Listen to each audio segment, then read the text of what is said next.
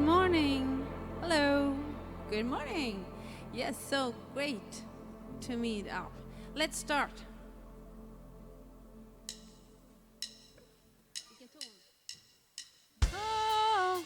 Jag sjunger ut min lovsång till dig, Gud. Du är bara god, Gud. Wow! Finns ingenting som ger mig liv som du. Du är bara med dig, Gud. Wow! Jag sjunger ut min lovsång till dig, Gud. Du är bara god, Gud. Wow! Finns ingenting som ger mig liv som du. Jag vill vara med dig, Gud. Vi har ett uppdrag, vi har ett viktigt jobb. Ingenting kan stoppa oss, alla ska få veta att Jesus lever, att Jesus älskar oss, att han är med oss. Så vem kan vara emot oss?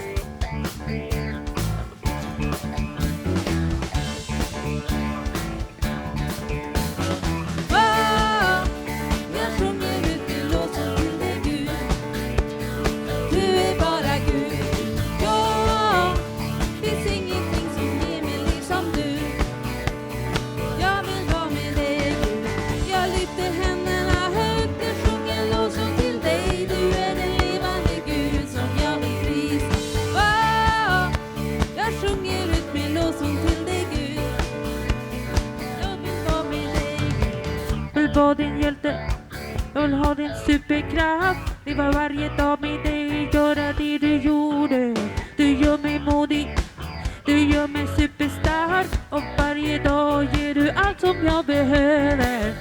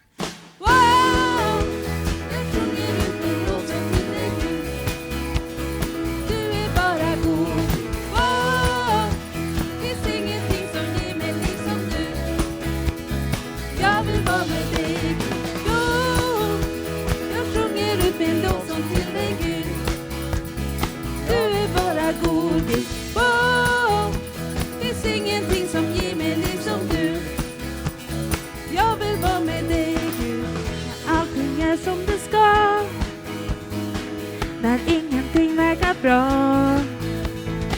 om jag är ledsen någon dag, eller om jag är glad. Wow, jag sjunger ut min lovsång till dig, Gud. Du är bara god, Gud. Wow, finns ingenting som ger mig liv som du.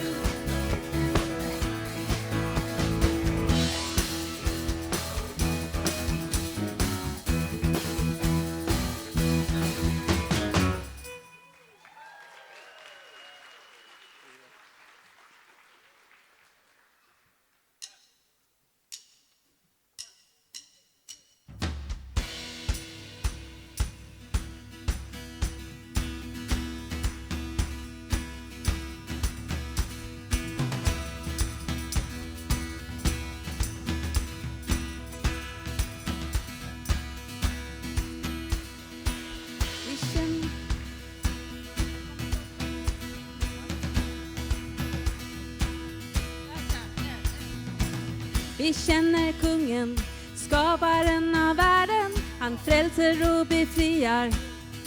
Vi är hans barn. Han säger jag är värdefull, en jätteviktig fighter, helt oersättlig. Vi är hans barn. Kungens barn, kungens barn. Nu och för alltid är jag i del i Guds familj. Kungens barn, kungens barn. Nu och för alltid är jag i del i Guds familj.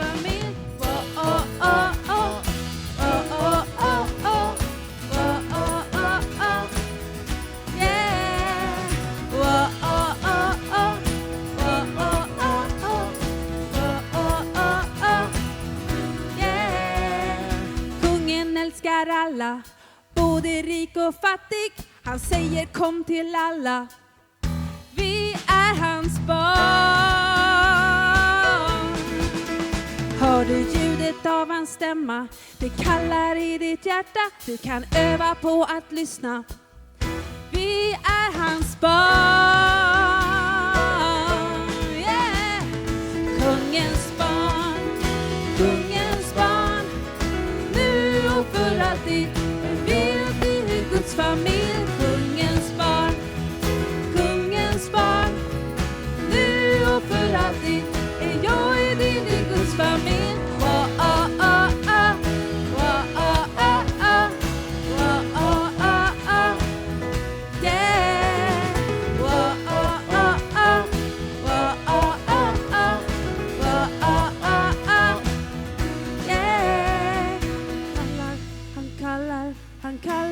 Han kallar, kom till mig. Han kallar, han kallar, han kallar, han kallar. Kom till mig. Han kallar, han kallar, han kallar, han kallar. Kom till mig. Han kallar, han kallar, han kallar, han kallar. Kom till mig. Kungens barn, kungens barn. Nu och för alltid är jag i din i Guds familj. Kungens barn, kungens barn. Nu och för alltid är jag i din i Guds familj.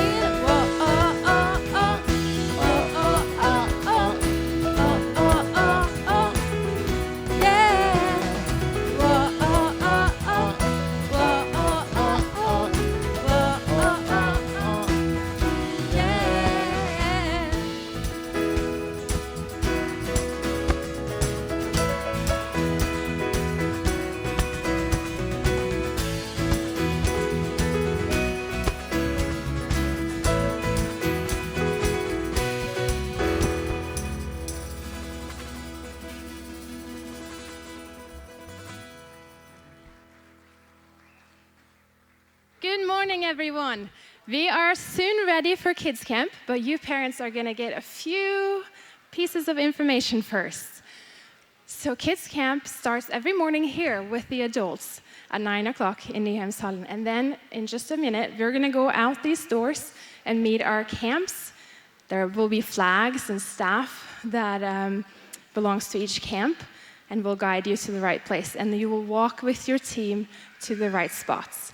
Now, parents, you need to know, juniors, the 4 to 6-year-olds, they always have to be picked up by their parents. We're not going to let them walk home alone after camp is done at 12:15. So you have to make sure you run out of your seminars and go to the kids camp spots and pick up your kids by 12:15. Please do 12:15 so the staff can get lunch as well. So, and then scouts, 7 to 9-year-olds, they're on the other side of the highway. And they do have to be picked up today by parents. If you feel like your child is safe to walk back to camp alone, you have to tell the small group leader of your child that they can do so the rest of the week. But today you have to be there to pick them up. And then 0 to 3-year-olds, parents, you have to be with your kid. They're too small to be alone. So that's just how it is. But you will connect with a lot of other families with kids that age, and it's going to be really neat for you all. We do have some changes. Greenhouses in the past have been Some have stayed in here for a while, some have started right away. Well, this year we all start right away. The 2 to 3-year-olds will go out to these green tents or white tents out here. There's a Swedish one and a Danish one. And all other nationalities, just join whichever you want. And then parents just translate for your kids. So the 2 to 3-year-olds will have a program during the worship time in here. And then after the worship in here is done, then you can bring the smaller kids as well, 0 and 1s, and you can hang out and play and connect with the other families. One more thing. The highway out here, it is a very unsafe area. And so I will encourage all grown-ups to, 1, if you see any kids close by it, just tell them to move away from the highway. And 2, you guys are role models. Make sure you never walk on the road. Because if you do, the kids will see it and they will do it too. So just make sure no one walks on the highway. We want to keep this camp as safe as possible.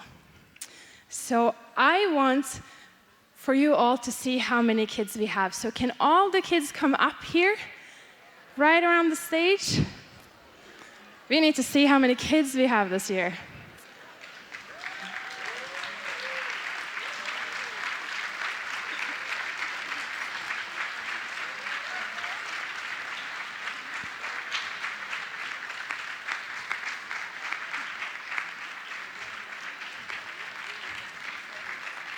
Look at this fantastic group.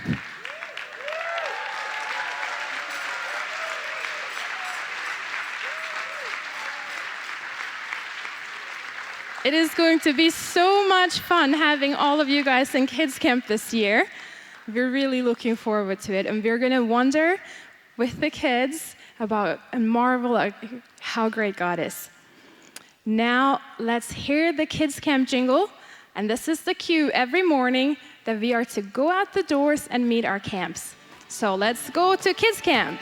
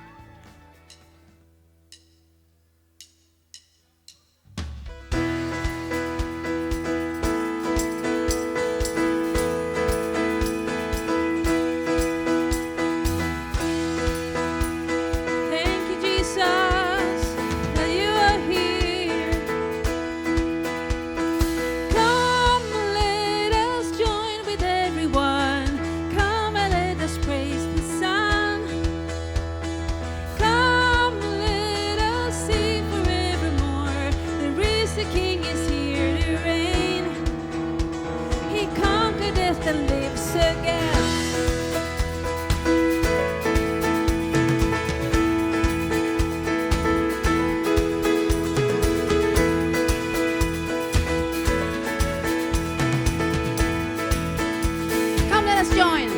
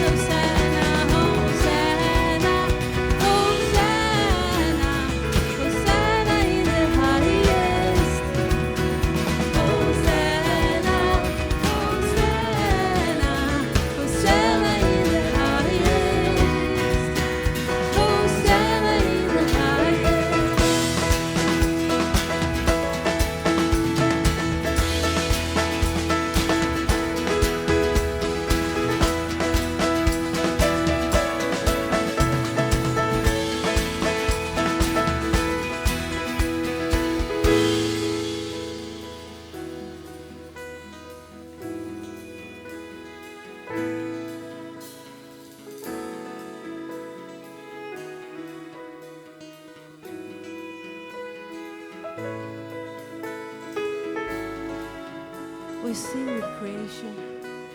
What a joy. The universe will sing, hallelujah, you're the King.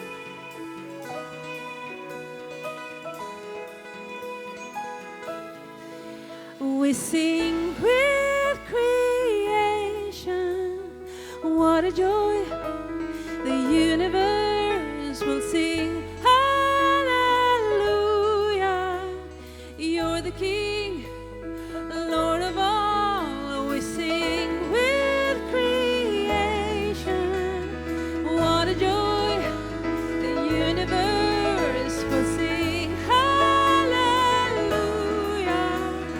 you're the King, Lord of all. We sing with creation. What a joy. The universe will sing, hallelujah, you're the King, Lord of all. We sing with creation. What a joy. The universe will sing, hallelujah, you're the King, Lord of all. Hosanna, Hosanna, Hosanna in the highest. Hosanna, Hosanna, Hosanna in the highest. Hosanna, Hosanna, Hosanna, Hosanna in the highest. Hosanna, Hosanna, Hosanna in the highest. Hosanna in the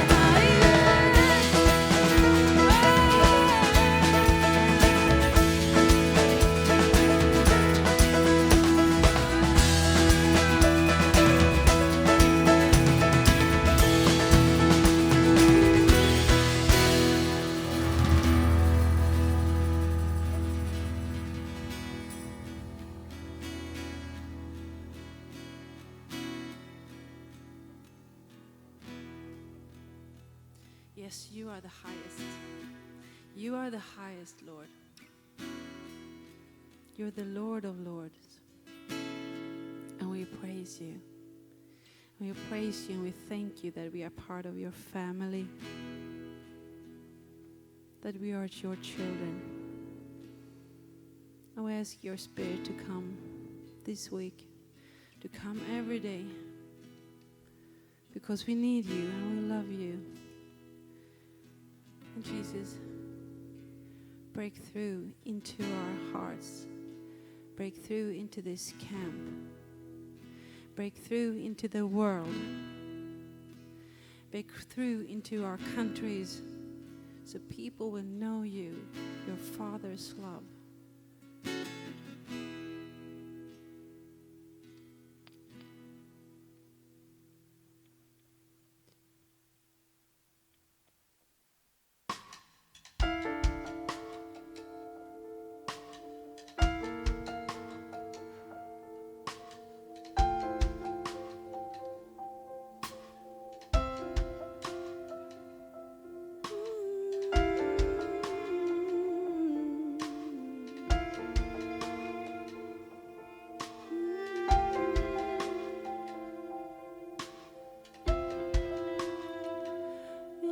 It's like a sunrise, shattering the dark of night. Your presence is a paradise to our hearts. You're filling all the world with light. You're making every wrong thing right. You're waking up the dead to life with your love.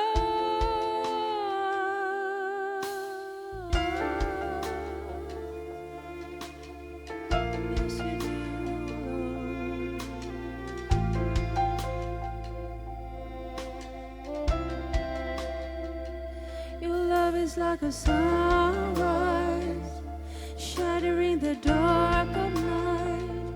Your presence is a paradise to our hearts.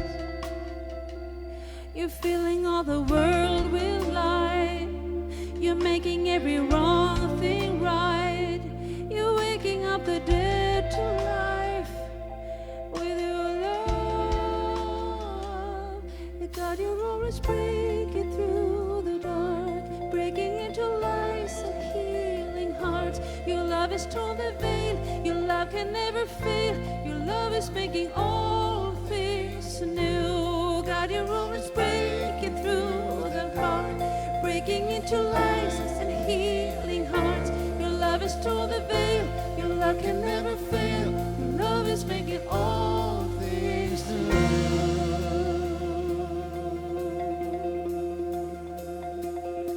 Your love is like eternal fire, a jealous and a pure desire, strong enough to make a sacrifice that set us free. You have taken all our sins away. You have risen and you won the day. God, you have broken every bond and chain. Yes, in your love. God, you're always breaking through the dark, breaking into lives and healing hearts. Your love has torn the veil. Your love can never fail. Your love is making all things new. God, you're always breaking through the dark, breaking into lives and healing hearts. Your love has torn the veil. Your love can never fail. Your love is making all things new. So we lift up one voice. We sing together. So we lift up one voice. We lift up one voice. We sing and we shout for glory. For now we are yours. Yes, our hearts are yours. You ransomed us with your blood. One more time. So we lift up one voice. We lift up one voice. We sing and we shout for joy. For now we are yours. Yes, our hearts are yours. You ransomed us with your blood.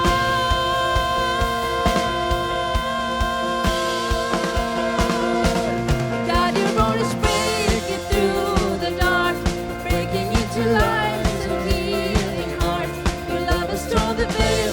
Your love can never fail. Your love is making all things new.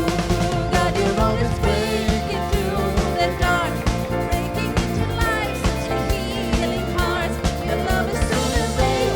Your love can never fail. Your love is making all things new. We sing. Whoa, whoa, whoa.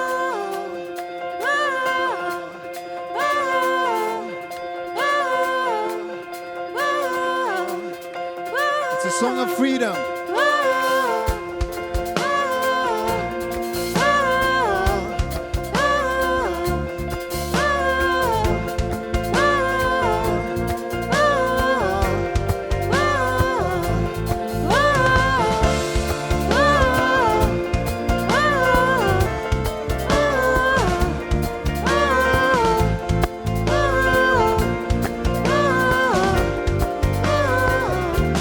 God, you're always breaking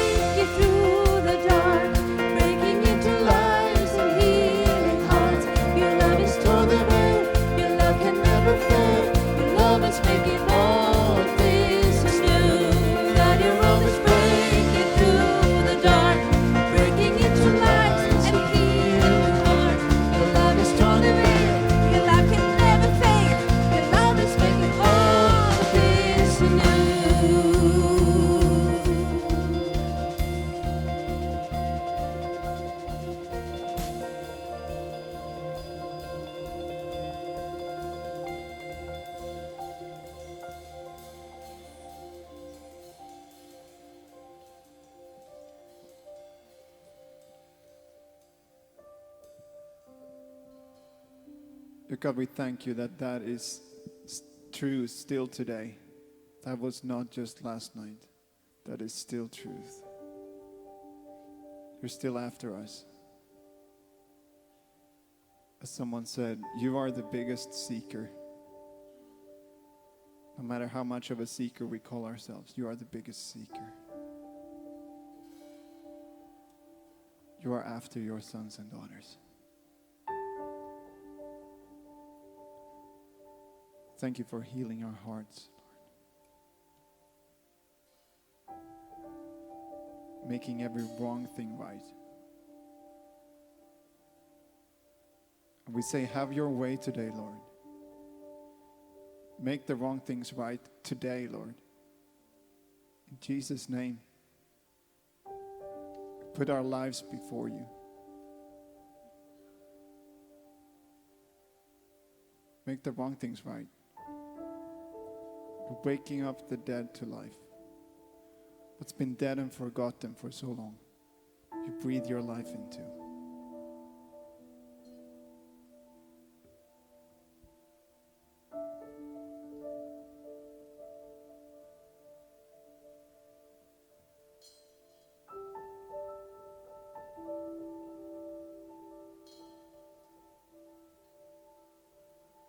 So we say, this is a day that the Lord has made, and it is good. Amen? This is the day that the Lord has made, and it's good.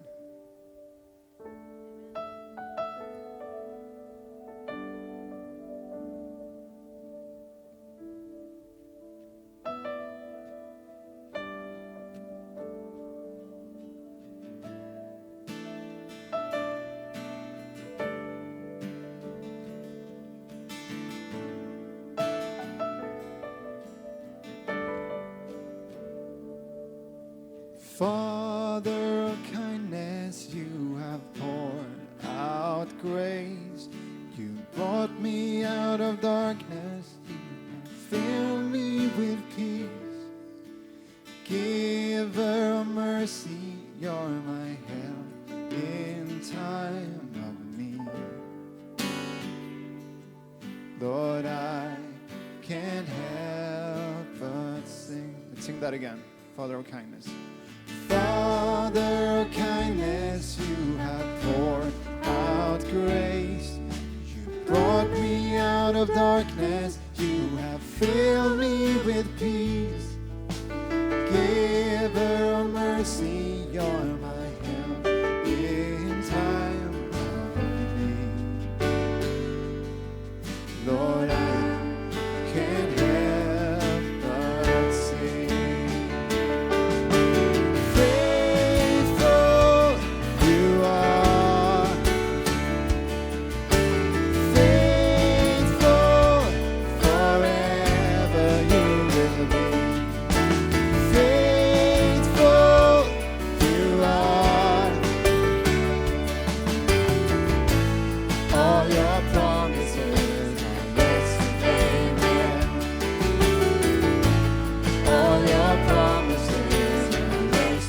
Again, faithful, he's faithful. Faithful you are, even today, Lord. Faithful forever you will be.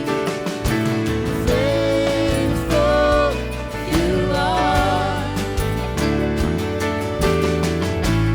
All your promises are yes and amen.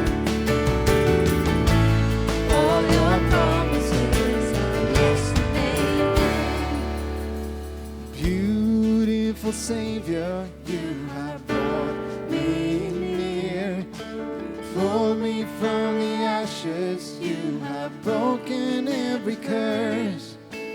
Blessed Redeemer, you have set this captive free. Lord, I can't help but sing. Faithful you are.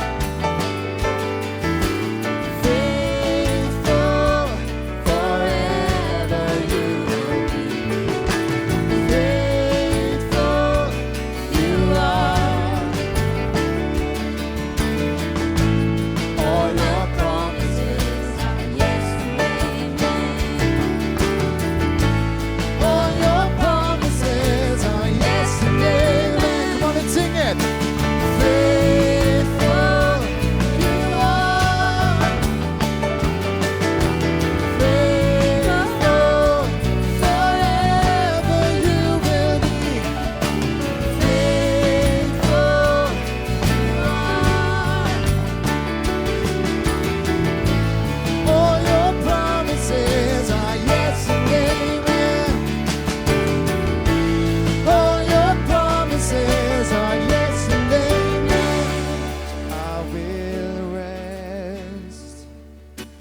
promises, my confidence is your faithfulness. So I will rest, I will not worry.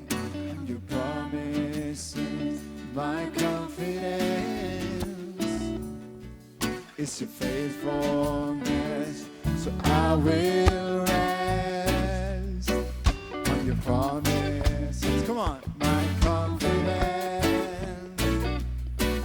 is your faithfulness. So I will rest, oh, on your promises. My confidence is your promise. So I will rest on your promises. My confidence is your faithfulness. So I will rest on your promises. My confidence is your faithfulness.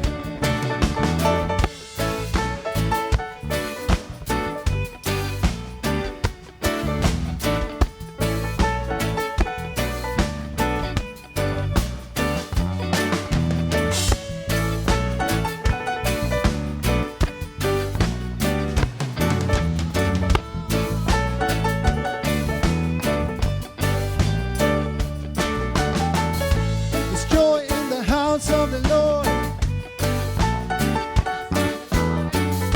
There's joy in the house of the Lord. Joy in the house of the Lord. There's joy in the house of the Lord. Joy in the house of the Lord. There's joy in the house of the Lord. Joy in the house of the I Lord. will rest on your Promises, my confidence promise.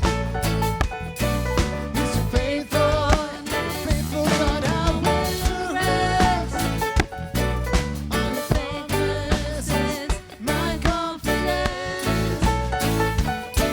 It's your faithfulness. It's faithful, faithful you are.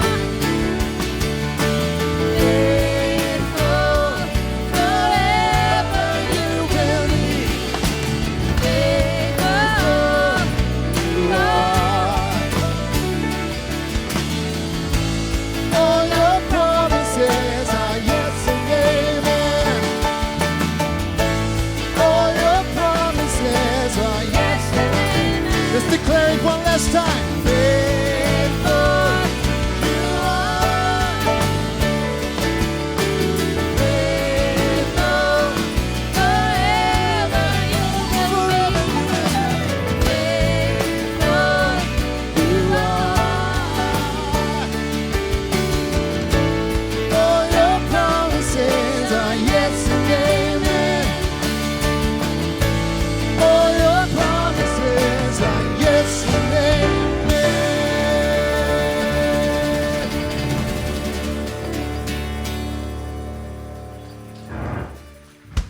Wow, thank you. Give worship band one more hand. It was so great to worship together this morning. And good morning, Vineyard Nordic Camp. Are you fresh? Yes, a little bit at least. My name is Thomas, and I'm from the beautiful city, what people are also calling the Paris of the North, which is Aalborg in Denmark. And I just have a word for you this morning that you should probably move there. And it is a word from the Lord. I woke up this morning and God was saying, you have to move.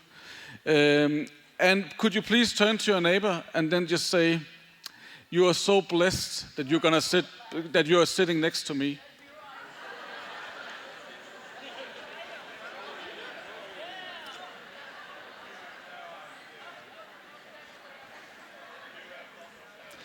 I hope that you are ready for this morning. It's going to be a treat. But before we go into teaching and all that stuff, then our she's one of the bosses of this camp. Natalie, she has some practical information that she would like to share. Yeah, come on. Good morning, good morning. Just 3 short things. Just a reminder, the reception hours this morning, it's 10 to 12:30, and then 3:30 till 4:30. Also, we have, just if you've been driving your car here, can you please keep it parked in the designated parking areas? First, because of fire safety, if we have an emergency, we need the vehicles to be able to access the areas. And also because we have so many little kiddos running around. We just need it to be safe for them. Also, if you're a little sensitive to sound, just sit on to the left or the right side of the stage. That's where it's the quietest. That's it. Thank you. Thank you. And then after this morning session, we have a lot of great seminars. And Sarah, you'll just come and introduce that. Yes. How great is it to be on summer camp? I'm so excited. For me, summer camp has always been really a place of refreshment. This is my assistant Lisa. Give her a big hand. And I feel like for many of my own breakthroughs in getting to know Jesus and healing and understanding more of what he has for my life, a lot of those breakthroughs has actually happened here on this camp in the seminars, during the amazing teaching at the seminar time. And I think it's because we meet up and we all dedicate a whole week to God. I don't know if you thought about it like that, but I'm so sure that God, he definitely has dedicated this whole week to us and all of weeks. But think about that. I think he really wants to spoil us. I think he really has something for each and every one of us. And there's so many amazing seminars. I'm so excited about the seminars this year.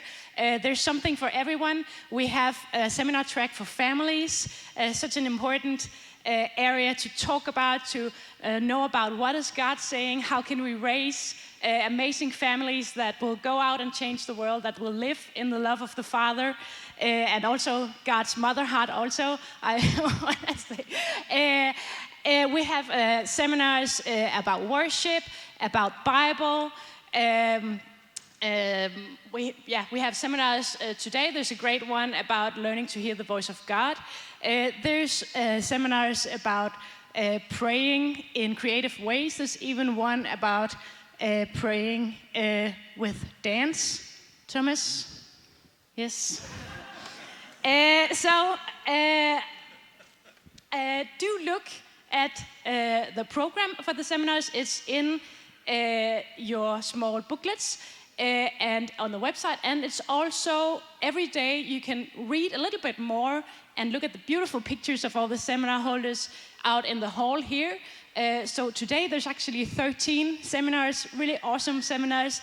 3 of them are in the afternoon, but all other seminars start at 11 a.m.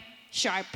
So be sure to go out in the break after the teaching this morning and look at, what seminar would I like to go to? And be sure to notice what room is it in. There's rooms up here, 4 rooms up here. There's a room behind that, in there and in there. And there's also some rooms up in Stråkenhallen and the tent. Find us if you're lost. But make sure to know where your seminar is in good time and come in good time so you're sure to have a good seat. Just 2 small notes, or maybe a few small notes. We know that not all room facilities are the best there is, but we hope that you will bear with us, and we trust God that he will speak to us anyway, right? And then just an advertisement for 2 seminars.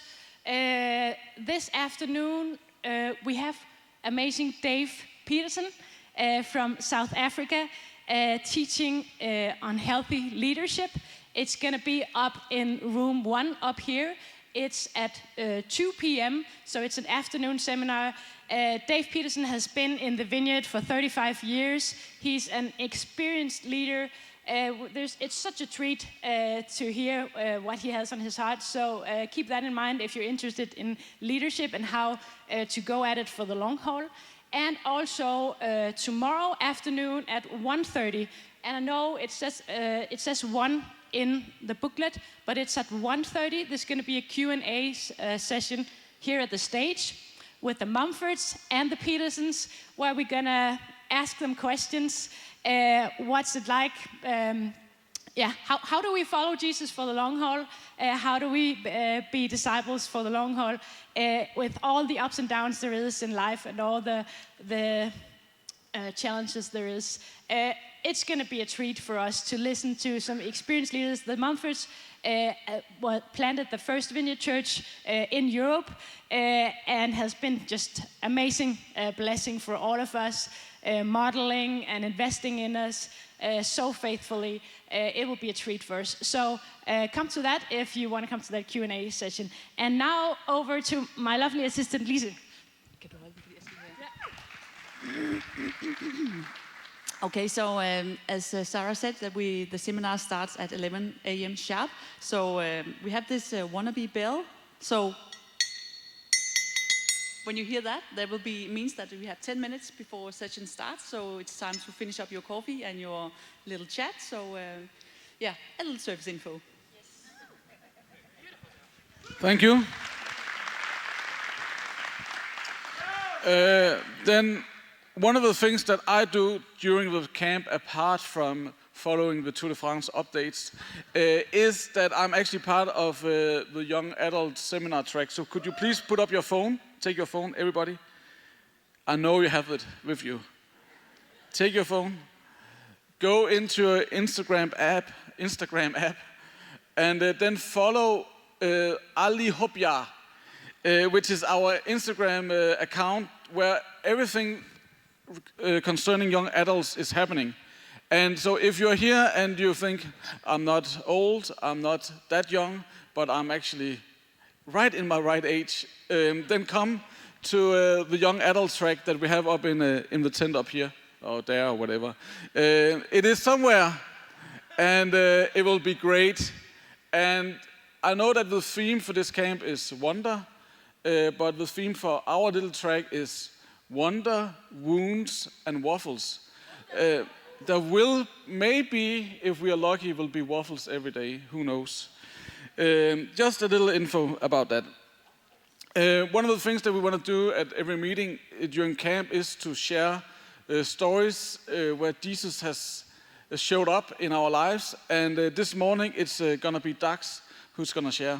Give him a hand. Good morning. So, that I'm standing here is actually already a testimony. I got born almost 3 months too early. I was 3 pounds. That's like this part right now. And odds have been against me all my life. My parents couldn't take care of me. I was thrown in an institution at 9 years old. I found out that drugs, sex, beer, all that stuff was very fun already when I was 11, 12. And around 16, 17 years old, I was one of the biggest drug dealers in the region where I was living. And why I'm telling this is because I'm coming to a testimony in a moment. But maybe you're going like, okay, you know, for me that was always a dark shadow. Even when I met Christ, it was always like something that I was carrying along. It was, my past always was heavy. So now, we go now 30 years ahead. God has blessed me. I dropped out of high school when I was 13. Now I got a bachelor degree in theology. I did that, I finished that when I was 42. And so God can redeem stuff. Now I'm a traveling minister and I come all over the world. And then I come here a year ago, I come in Romania. And I start partnering with a ministry that goes out to people who are drug dealers, prostitutes, life is against them. And then in the beginning of this year, we had a meeting together, and we were sitting together, and I was sharing my life, I was sharing my story. And I could say to them, I said to them, I understand why you take a line. I can understand why you drink. I understand why you pursue sex. I can understand why you use LSD and all that other stuff. And they were going like, what? I said, yeah, because you haven't found the real essence yet. That's Jesus. And I said, Jesus is so pure that nothing can replace that. And they were going like, really? I said, yeah, put out your hands. And they started putting out their hands. And I said, very simple, you know, the Vineyard prayer. Holy Spirit, come. And you just saw tears coming down. And you were going like, whoa, this is so pure. And I said, yeah. And it's happy hour in heaven right now. Double up, God, more. And you just saw them. They were getting so high, so drunk, and they were just sitting there and enjoying the presence of the Lord. And this is what God can do. Whatever your past is, whatever your story is, that is a testimony. A testimony means do it again.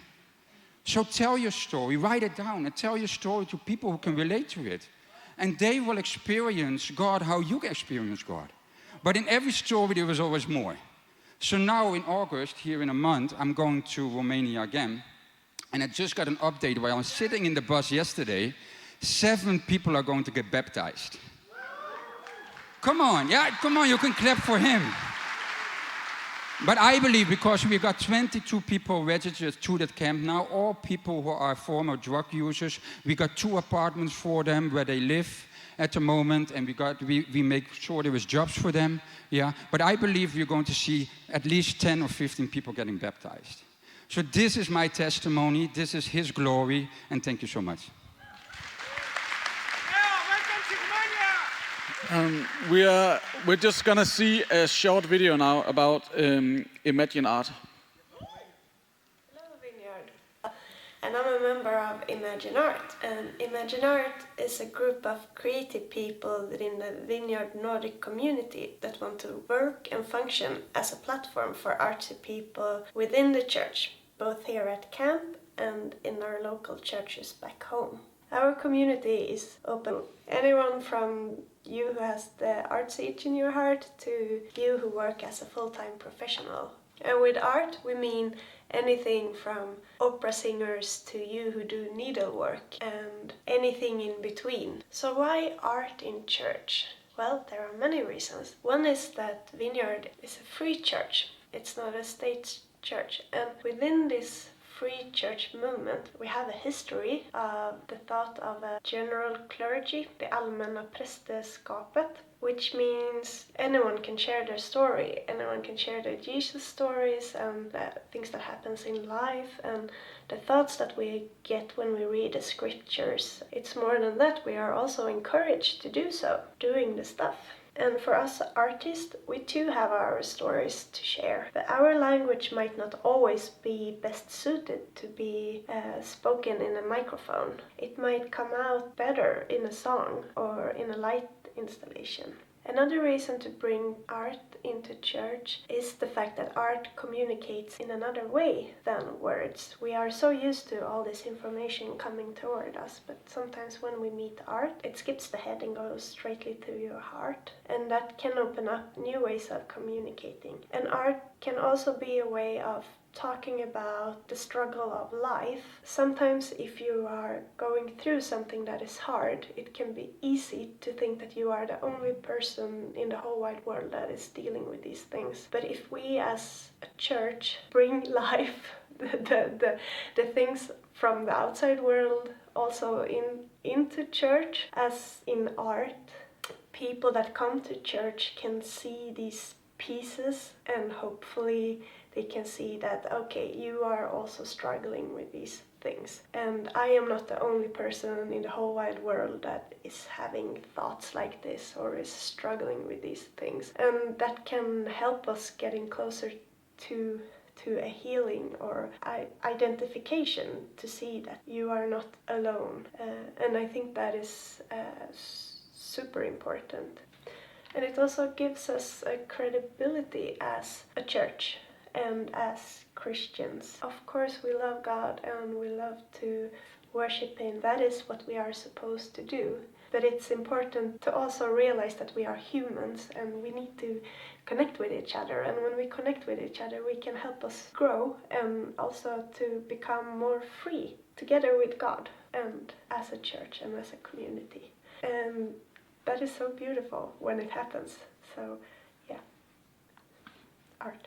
Just as with all work in church, also this has to be done thoughtfully, the same way as you do when you let people go out and serve others in prayers. But we have the Spirit of God inside our hearts, and He will guide us. And we have to start. That is the only way that we can learn and grow. Well, here at camp we have the creative prayer room for adults up on the balcony. We also have the worship painting down there.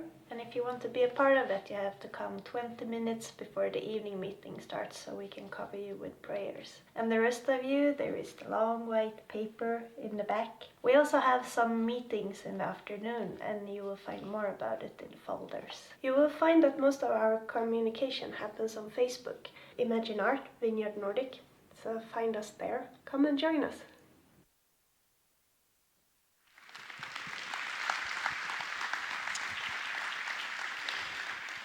And now it's an honor to introduce the speakers of this morning. I'm fairly new to the Vineyard. I have only been part of the Vineyard for the last 2 years. And so I met these people for the first time 25 minutes ago, but I've heard the rumors of the Mumfords. And I have not really seen them before, but it's like, you remember the Lord of the Rings, where all the hobbits are running around? He's here. He's here, and it seems like that, and they're talking about Gandalf, but it seems like there's something about that. And then last night I heard, the Mumfords, they're here. And I was like, whoa, it's not gonna be any bigger than that. But then this morning when I woke up, I was thinking, I was studying a little bit, and reading some history of the Vineyard, and John and Eleanor Mumford, I mean, the impact that they have had on the Vineyard movement here in Europe cannot be underestimated. And I think it's pretty fair to say that if they had not been obedient and taken up the call to plant the first Vineyard church in Europe, we would probably not be here this morning. And we just want to honor your obedience and your faithfulness to what God is leading you to do. And we are so much looking forward to what you have to bring to us this week. And I just want to invite you up here so we can pray for you and give them a warm welcome to the Vineyard Nordic Mumfords, also known as Gandalfs.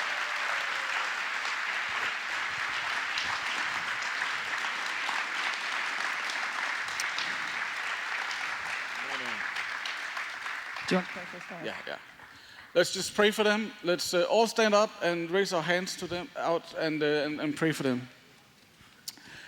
God, just want to pray for John and Eleanor. Thank you for bringing them here this week.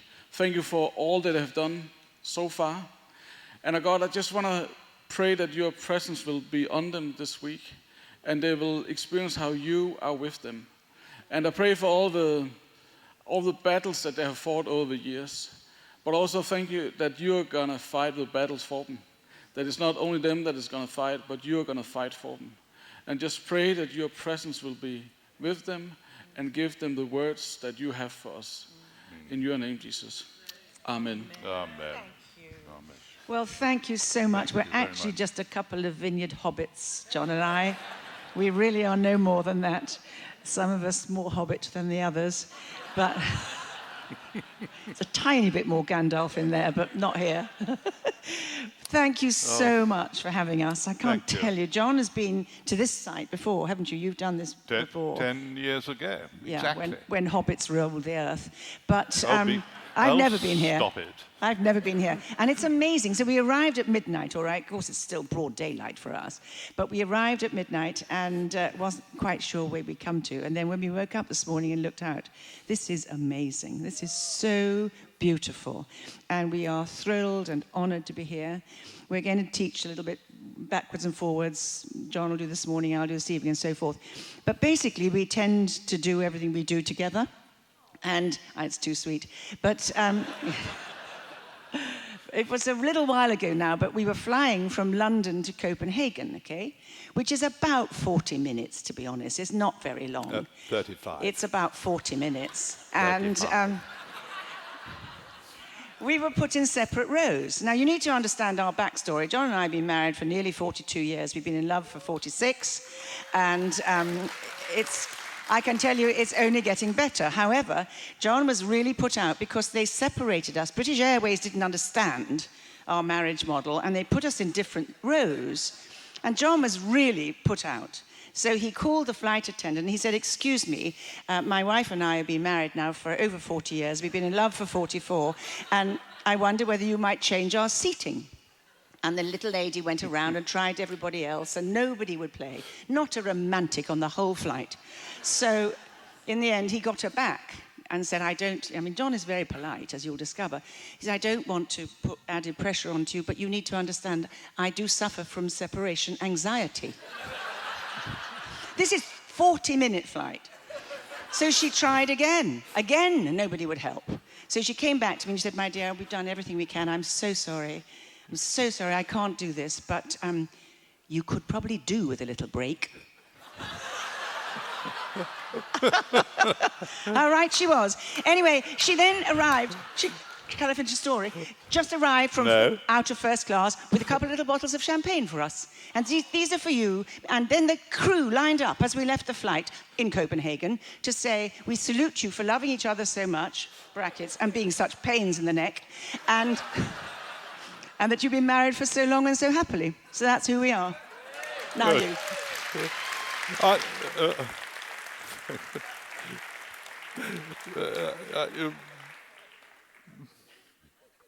What can I say? Follow that. Good morning to you. It is a great delight to be back among friends. As I say, it was literally 10 years ago pretty much to the day that we were last here at the camp. I think this building had this particular hall had just been built. So thank you so much for having us back. We have wondered in the intervening 10 years what we did wrong, not to be invited back, but Fleming assures me I didn't do anything too wrong. And what we would like to do is talk in the sessions that the two of us are doing. We'd like to talk about what a wonderful church looks like, or what a wonderful family of churches looks like, which is what you are here in the Nordic. And I don't want to flatter you or indeed insult you, but I mean, the way that you have followed the Lord through thick and thin, and look at the fruit of it.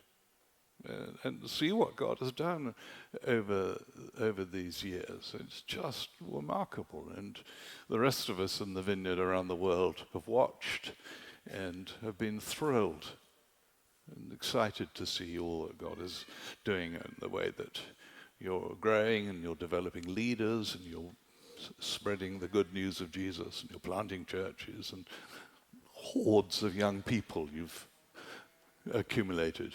It's just wonderful, and we're thrilled and we're delighted to be here, and hope we can be of some use. So I'm going to talk this morning, and there we go. What a wonderful church looks like. Click. We operate at a level of. There we are. If we in a minute, you'll get the second slide, hopefully. If I were a betting man, I would put a lot of money on it. There we go. And what I want to talk about this morning is that the things that we hold so precious in the vineyard, the things we treasure, are, among other things, the fact that one of the things a wonderful church looks like is that it's biblical. This book is our guide and our rule, our gold standard, our plumb line, however you want to describe it. and always has been, and God willing, always will. And what that means, and you may have, if you've hung around the vineyard at all, you'll have sometimes have heard these phrases, and I know that, I apologize, they are in English, but I'm sure there's a Norwegian or a Finnish equivalent. You may have heard the phrase about the kingdom, the now and the not yet. It's a phrase, it's sort of shorthand that we use to describe the particular way in which the Bible portrays and spells out for us the rule and the reign of Jesus. King Jesus. And the way in which he has worked, and he is working, and he will work. And we talk about the now and the not yet, and the tension between, we don't have it all now, but we have some of it now. And some lies ahead, and the tension between the two, both the now and the not yet. And if you've hung around the vineyard for more than 20 minutes, you'll have heard us talk about this. It's a core part of our understanding of the scriptures, the rule and reign of Jesus. And then the second thing, if you unpack this idea of the vineyard being biblical, is that it's driven by the gospel and the good news. And the phrase, again, I think it was John Wimber actually who coined it. And can I apologize in advance? If you hear us from time to time quoting John Wimber, let me explain to those of you who may not be so familiar. He was the man that God used to start what we now call the Vineyard. He was born and raised and lived in the United States. And he was a remarkable man. He died, what, 20, how many years ago? How many? 22 years ago. So the fact that he's dead has an impact, by which I mean when we refer to him, it's not that there is a sort of hagiography or we've got stuck in the past of 22 years ago. I don't mean that at all, but he was the person that God used. And among other things, he had an ability to explain things simply and clearly in ways that were memorable. And he used to talk about the main and the plain.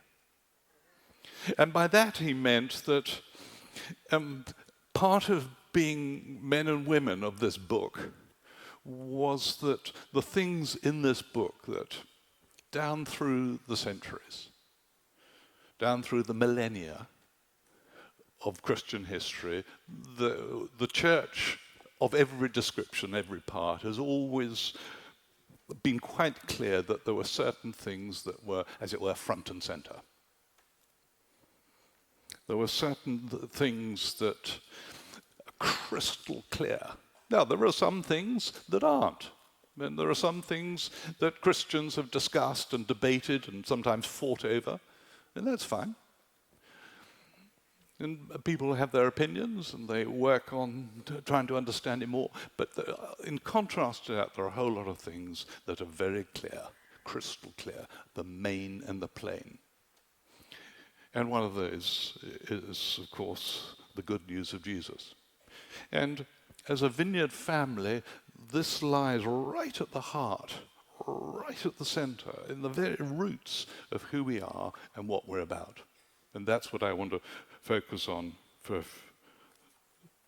the time we have. So if you have a Bible within reach or some sort of digital device that has the Bible on it, would you like to turn to Acts chapter 17? I want to talk about our calling to preach the gospel. And of course, in the way we understand the scriptures, we see preaching the gospel and planting churches as really going entirely integrated and being deeply connected with one another. That having led people to preaching the gospel, introduce people to Jesus, having done that, of course, we need to help them to get established in their faith and grow in their faith. And the ideal factory for the perfect God-given, God invented factory for making disciples is what?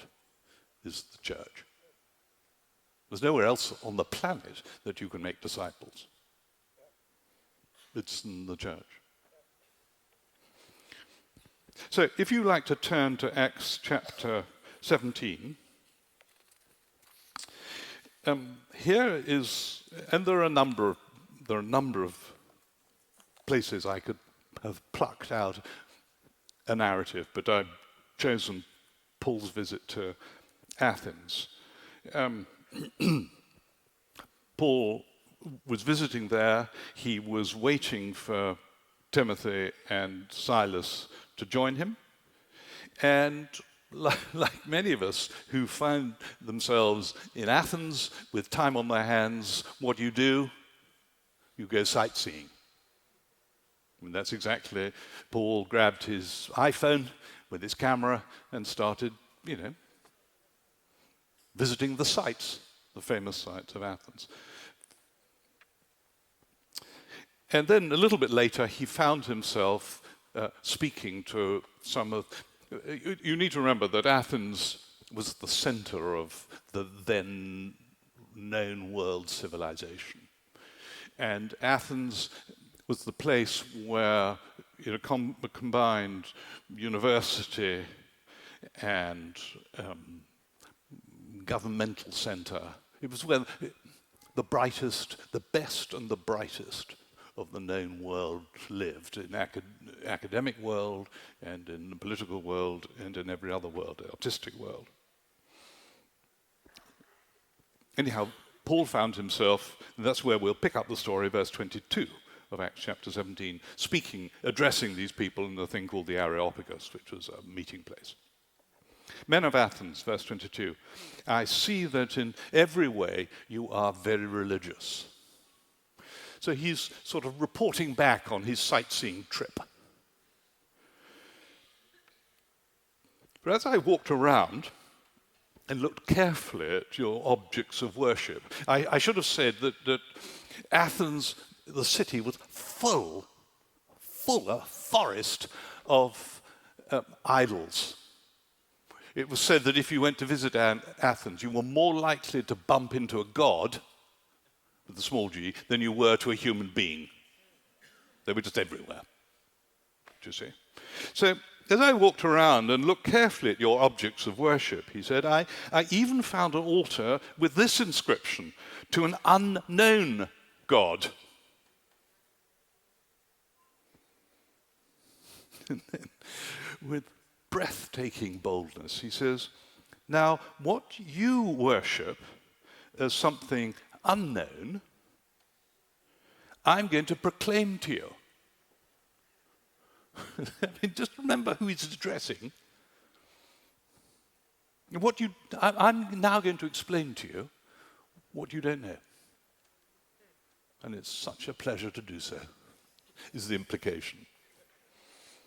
The God who made the world and everything in it is the Lord of heaven and earth, and does not live in temples built by hands, and he is not served by human hands as if he needed anything, because he himself gives all men and women life and breath and everything else. One of the greatest throwaway lines in history.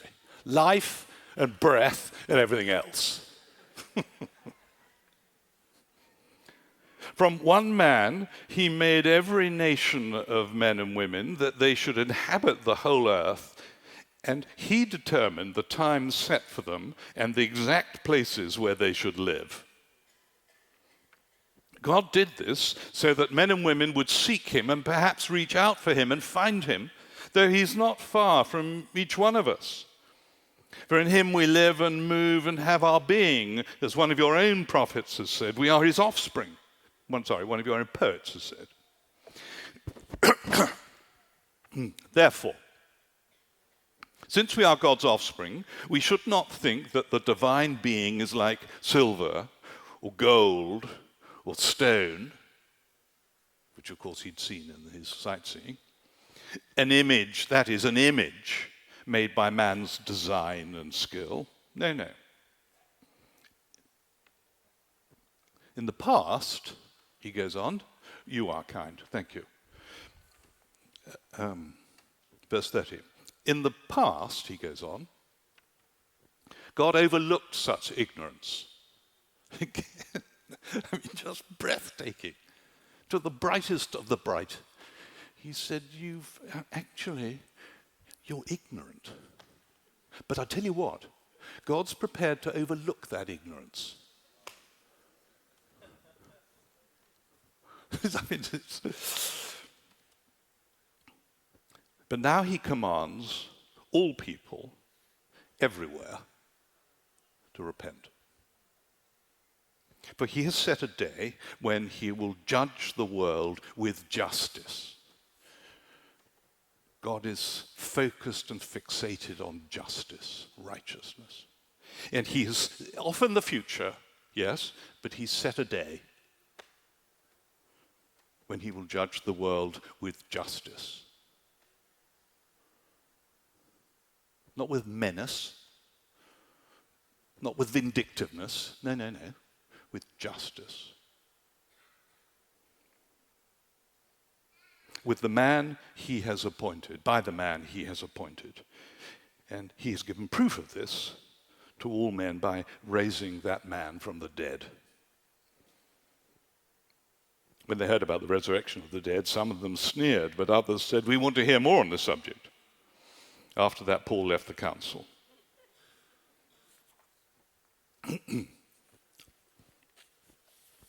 And as is obvious and will have been pointed out to you in the past, Paul uses his sightseeing tour, and particularly he's stumbling across this temple, this monument, just inscribed to the unknown God. He uses that as his launch pad.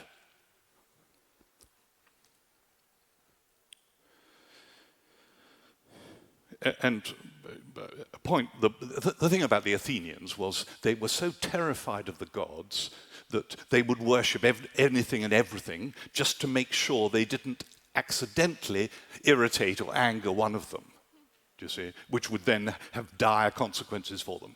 And just as a sort of insurance policy, they had one, they thought they had identified them all, but they just designated one to the unknown God in case they'd missed a trick, do you see? In case there was a gap. So it was a sort of God of the gaps. In case we've missed one, well, let's worship him and we'll be fine. Do you see? So that was the background. And so he launches into this speech, this sermon, this lecture. And during the course of it, he says 3 spectacular things. Stunning things, majestic things about God, the God we worship. And these things go to the very heart, the very life, the very meaning. They make sense of the world in a way that nothing else does. And they lie right at the heart, the core of who we are as a global Vineyard family. They could not be more important. This is why we do what we do, because this stuff has gripped us, got hold of us, and because we believe it to be true. It's right at the heart of who we are. And these 3 things are, number 1, God's great creation. It'll come up on there. Verses 24 and 25. His whole emphasis at first is upon the God who created us, God the creator. Verse 24, the God who made us. Verse 26, the maker of all nations. Verse 29, the father of all mankind. Excuse me.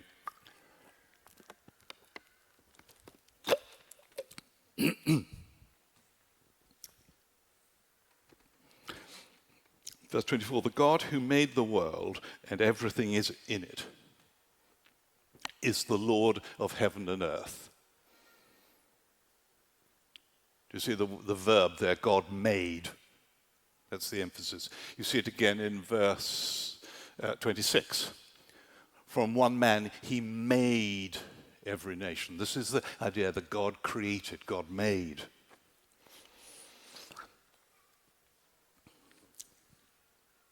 So in other words, he's saying to them, the God I'm talking about is the God who has made the world for us to live in. But he said the trouble is we spin it around and we somehow think that we need to make temples for him to live in. Do you see? So the Athenians have got it upside down. He says, in effect, he says, you Athenians are basing this on the assumption that your gods need board and lodging. They need an Airbnb or the equivalent.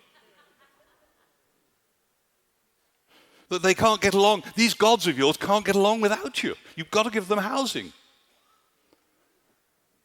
Paul turns around and says, no, you've got it quite wrong. It's not God who needs a dwelling place made by you. No, it's exactly the other way around. It's you who live in a dwelling place made by God. That's what he's saying. This whole world, God made as a dwelling place for you. And he's not so, this is the, I love it in verse 25. I mean, the boldness of this is just spectacular. God who made he's not served by human hands as if he needed anything. Poor little God needs some help. No. He himself gives all men and women life and breath, everything else. It all comes from God. He gives us the next breath. Hold your breath for a second, a minute, a moment.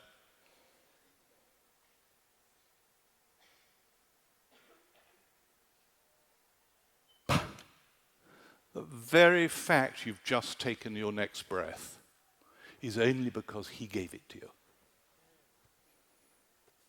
If he didn't give it to you, this would be a large funeral service. And we'd be in the presence of the Lord. Sooner than expected, maybe.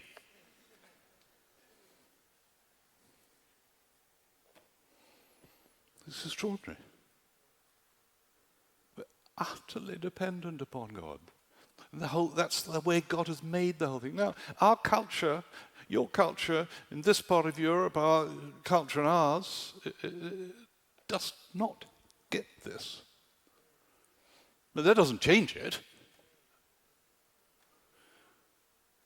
But we need to get it, and we need to remind ourselves that we've got it. Not to be complacent, of course, but to remind ourselves of these great, majestic truths that lie at the heart of the business we're in.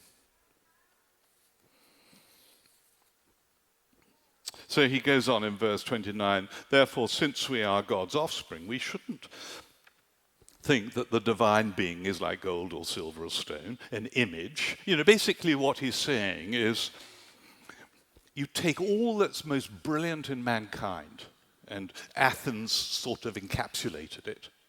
All the marvels of art and architecture and philosophy, and imagination at its very greatest, intellectual ability at its most profound, some of the finest buildings in the then known world, sculpture, architecture, all their glittering brilliance had been harnessed, and what was the best they could come up with all that brilliance? An image. The net result of the cleverest people in the world seeking to make sense of life and the universe. The net result was what? Idolatry. That's the best they could come up with, an image, something to try and worship.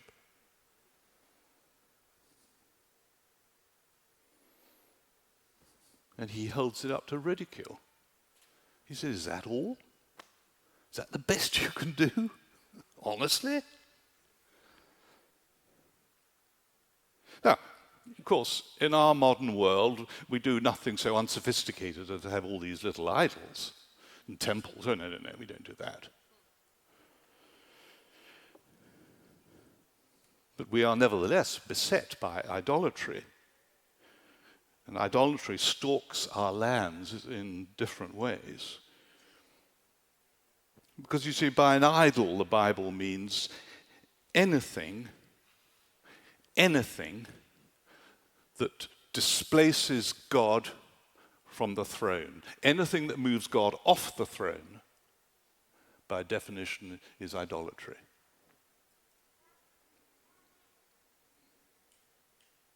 If you ever wonder what is your idol, then you simply ask yourself the question, what if everything in my life gradually, one after another, were taken away, just one thing after another? Everything that we hold precious, one by one, is removed. What is the very last thing that you and I would hand over? Your car, your job, your salary, your house, your wealth, your food, your family, your reputation, on and on and on and on. What's the very last thing you'd hand over? That, by definition, is the thing you worship. That's what the Bible means by it. And Paul's one great point is, God is our creator and sustainer, and we cannot do without him.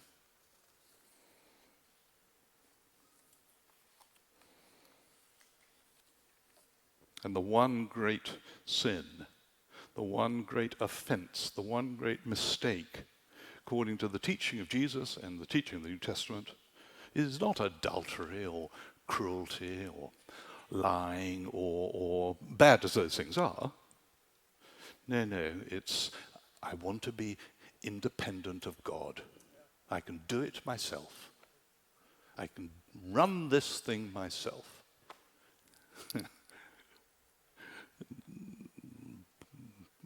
Lord says, the Bible says, no, it doesn't work like that. So, God's great creation. Don't you love it? Doesn't it give life? Second thing, God's great mercy. God's great mercy. Look at verse 30. In the past, history has moved to a point, and Paul is saying, in the past, God has overlooked that.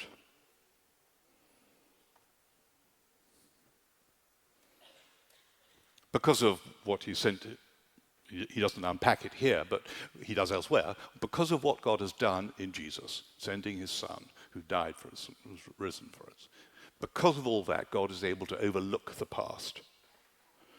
God is kind, God is merciful, God is loving. He had absolutely no reason, no need, no obligation to overlook my ignorance, but he has. And the wonderful news we have to say to people is, and he can do exactly the same for you. Exactly the same for you. There's nothing special about us. There's something very special about him. And he can do it for you.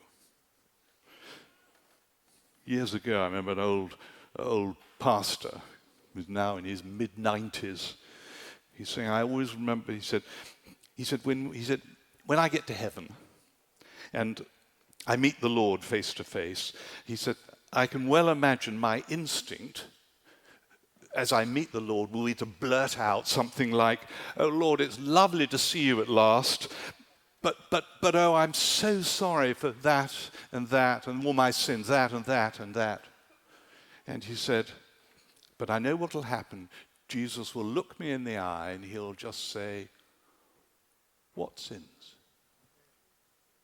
What sins? What are you talking about? God overlooks because he has forgiven. His great mercy. God's great creation. The second stupendous truth, God's great mercy, and I haven't dwelt on it because I don't have time, but you can dig it. And the third thing I want you to see is God's great authority. God's great authority. God has stamped his authority on this world and on our lives. And it's the most wonderful thing. Look in verse 30 and 31. In the past, God overlooks such ignorance, but now he says, okay, the past, now let's move to the present, never mind the future. We'll come to that in a minute. Let's talk about now. Now, he commands. It's a majestic sentence, isn't it? God commands. He doesn't have to shout and shriek and stamp. Just because of who he is, he commands. I love it. You see, sovereignty has the right to make demands of everybody. If you're the King of Kings, if you made all this anyhow, you have the perfect right, if I could put it like this, you have the perfect right to make demands. His rule and reign, and that goes interlocks with what I was talking about earlier, this whole subject of the rule and reign of Jesus and the kingdom, the magnificent reign of God. And he goes on and he looks into the future, and look at beginning of verse 31.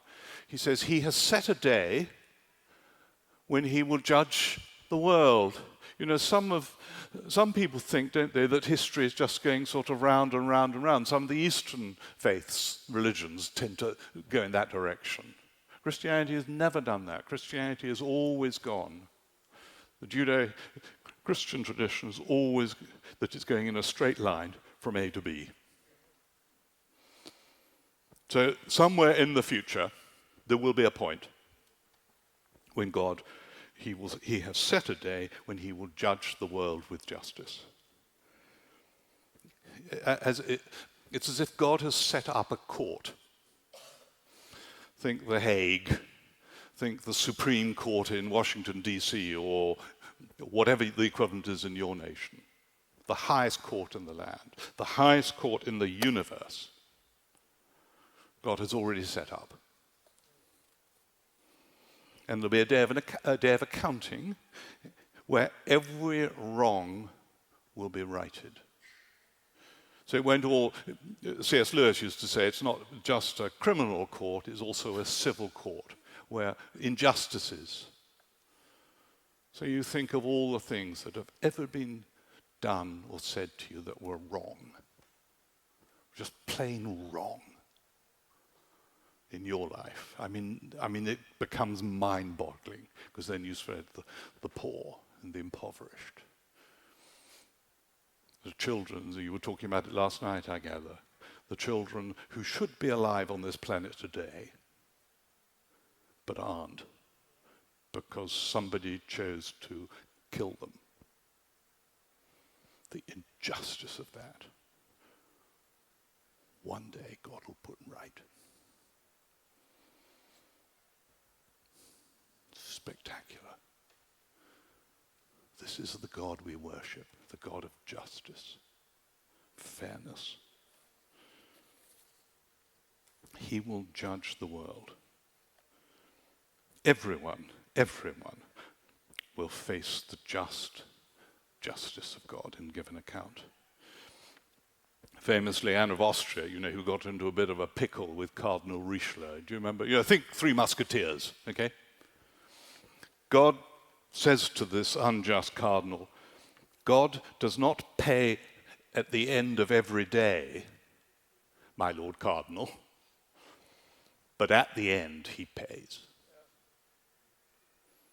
There is justice built into the universe that God has made. And not only has God appointed a day, he's also appointed a man.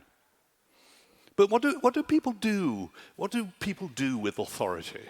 What do people do with God's authority? They dispute it, don't they? They question it. This is too big a claim for Jesus to make. What right has he? How often do you hear that? What right has he to make that decision? What right has he to make this claim of God's authority? And lest the Athenians think that this is just a matter of fantasy, conjured up in the deepest recesses of Paul's twisted mind. He says, very well, let me show you that what I'm saying is not the product of a bigot or a fantasist. He has set a day when he will judge. He has given proof of this to all men and women by raising him from the dead. See, God gives to everybody, to you, to me, an assurance, a proof, a certainty, the solid ground on which to base all of this. And what is that proof? It is raising Jesus from the dead. It's the only way we can know that this isn't a fantasy. It's just us dreaming up some splendid and rather esoteric and maybe attractive ideas. We're just as deluded as everybody else. You know, elsewhere, when 1 Corinthians, do you remember, Paul writes to them and he says, if Christ hasn't been raised, our faith is futile. It's a complete waste of time. But if he has, it changes everything. See, it all hinges on this man that he has appointed, Jesus. Can I read you a bit of N.T. Wright, who's an English writer and theologian? He writes of this text, he says, the Creator God will do this through a particular man he's appointed for the task. In other words, Jesus himself. How do we know that Jesus is the coming judge? Because, Paul says, God has raised him from the dead. Listen to this, it is the resurrection of Jesus which explains why Jesus is the coming judge. It isn't anything so trivial as that the resurrection demonstrates Jesus' divinity, or even Jesus' superiority as a human being, both of which are true, and therefore that these two things qualify him for a particularly tricky task. No. It is that with the resurrection of Jesus, God's new world has begun. From the resurrection of Jesus, it's all different.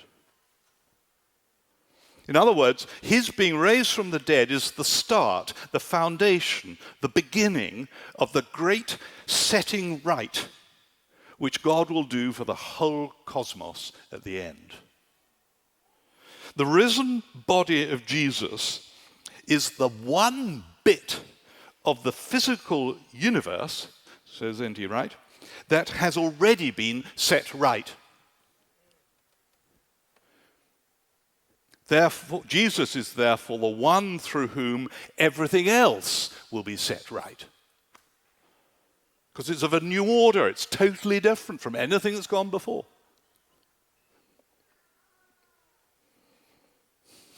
Don't you think it's stunning? This is what we've got to say. This is what the Vineyard has to say around the globe. This is the good news that God has put into our hands and we read in this book. These are our foundations. This is the stuff that it's not just nostalgia going back to, an overweight Californian 30 years ago who wore the most awful clothes, a thing called a Hawaiian shirt when he was on the stage, called Reeboks. No, this is nothing to do with him. This is all about the God, the majestic, stunning creator of the universe, God's great creation, God's great mercy, God's great authority. He has the right to put his stamp on our lives. And our response, as Paul points out here, is to fall flat on our faces and say, oh God, yes. Yes, in any way we can. All of us. As many as we can possibly share this with. That's what we're in business for in the Vineyard. This is what we stand for. praise God.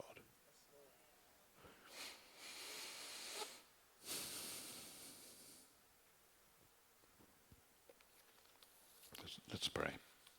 Let's pray.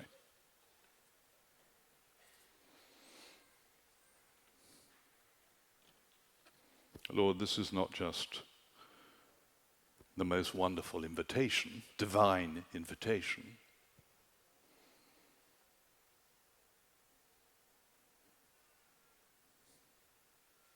This is something so much bigger.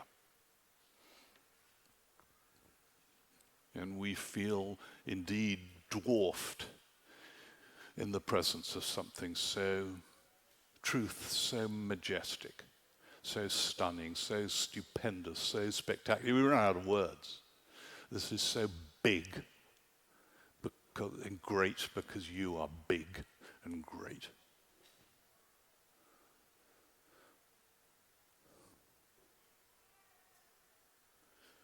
And Lord, we recognize that this is what you've called us to. This is what you've given to us. And our only response is to bow, throw ourselves at your feet, throw ourselves on the ground, worship you. The known God. The God who has shown himself, has revealed himself, the known as opposed to the unknown. The known God, we worship you. And oh God, will you be pleased to use us in this room, in these nations, in the vineyard across the globe? Will you be pleased alongside our brothers and sisters and the rest of the body of Christ? Will you be pleased to use us to make this known to other people? That they may come to discover what we have discovered about you.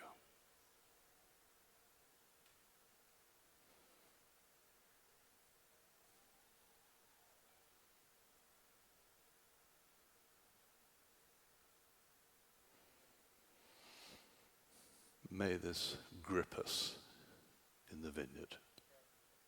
Capture us once forever. Never ever let this slip,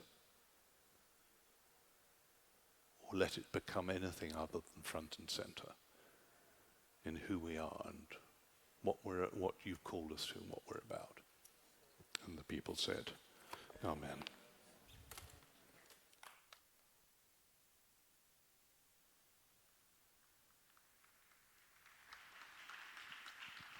Thank you so much for those great words, wonderful words. Now it's time for coffee. I know that some of you are like desperate, but there's coffee now, and then at 11 o'clock the seminars will start. Just listen for the bell, and then it's time to start the seminars. Have a great morning.